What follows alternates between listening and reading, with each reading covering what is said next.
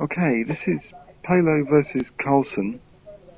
It's quite a long, involved game, so I won't be doing too much detailed analysis. I'll just try to explain the key positional ideas as I see them as a video-rated player.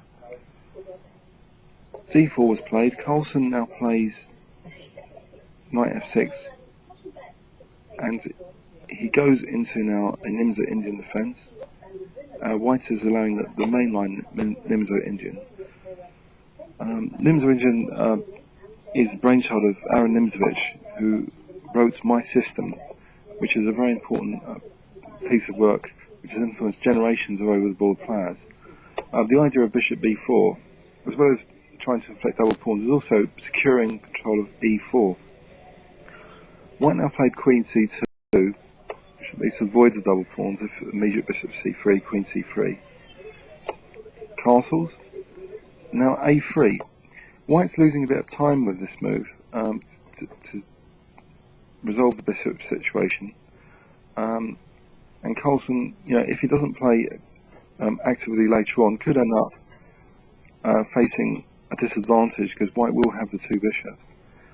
So he takes here anyway, giving up the bishop pair, and goes for b6, which reinforces this idea of e4 control. The bishop in the fianchetto position will support a knight on e4. So it's a consistent plan now by Black. d6 is a nice move, getting the knight here to be able to let the queen perhaps move away from the hidden situation without bishop f6 doubling the pawns. Also, d6 supports c5, so it's a nice little positional move, d6. Knight d2 enables White to perhaps construct a centre with f3 and e4 now. Knight d7, f3, c5. So Carlsen's trying to create some potential outpost squares for the knight, maybe c5 on the semi-open c file. So first trying to remove the c pawn first, and then perhaps later rook c8 and knight c5. e4 was played. Now rook e8. Strange looking rook move, but if perhaps d5, it will have a purpose of discouraging d5 for the moment. So a sort of prophylactic move. Bishop d3, cd, queen d4, knight c5. So now we see this knight on quite a nice post. It's also, in some variations, it will be threatening knight b3, so maybe White will want to kick it with b4 later on, or at least defend b3, which he does do now with bishop c2. e5, queen f2. Now, a very nice tactical move to go into to exchange queens off was played here. Knight g4. So if fg, then queen takes g5. So bishop takes d8 was encouraged. Knight takes f2, and now the knight's also threatening knight d3 check, where it will be protected by this knight. So White just took the knight, and after rook e8, we're more simplified now. So both sides have got a nice knight and bishop.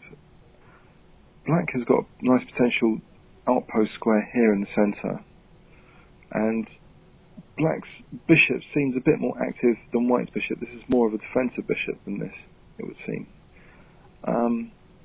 Maybe Black's long-term plan should be a g6 and f5 later, if the king even comes up to e6, to try and undermine White's control of d5. b4 was played, knight e6, hc1, king f8. So the king starts moving to the centre.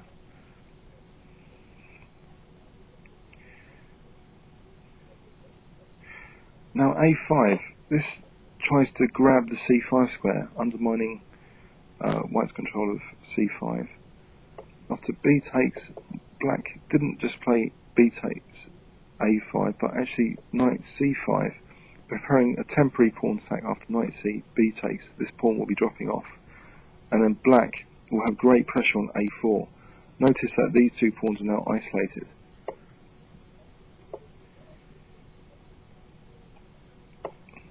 So Black's at the moment got the more compact pawn structure here, with just one isolated pawn compared to White's two.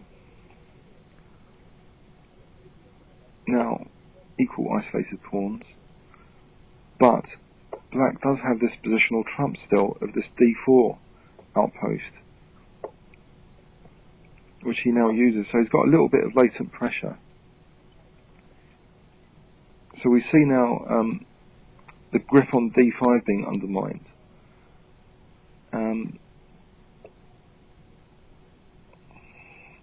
So this continuation gives back a clear plan of g5, g4 now.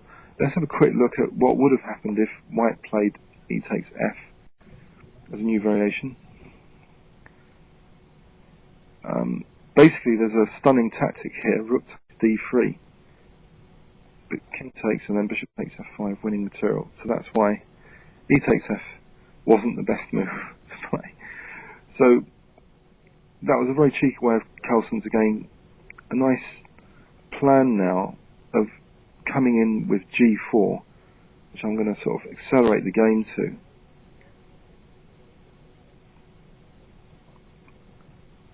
Now, white has played g3 here to try and preempt this plan,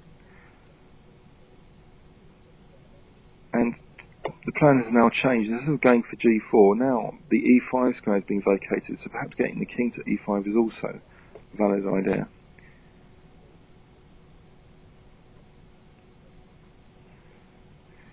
Now in this position, black's just won a pawn because these two pawns are vulnerable. Could white have avoided this disadvantage? Well, if e5 wasn't played, then black's going to start sitting on white's position with king e5, perhaps d4. Also, is this bishop really going to be condemned to protecting a4 when rook b8 and rook b4 is going to be menacing, especially if black's king can come to f6, allowing rook b8 to b4, then this pawn's going to be vulnerable as well. So this was a passive position, so white's play was a bit desperate, so he's lost his first pawn now. But he's hoping that this infiltration might be good counterplay. Nice little move here though to avoid the problems of rook on the 7th rank. And now another nice little move to try and make sure this pawn isn't getting too dangerous here. Now this g pawn all of a sudden is very, very dangerous.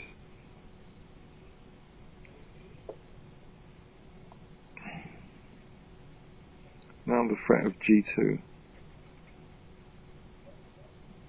Bishop takes e6, a nice little move, so that black's g pawn can come in if bishop takes d5. So this was necessary. Now here Carlsen has a winning rook and pawn ending, with rook d4 now being threatened.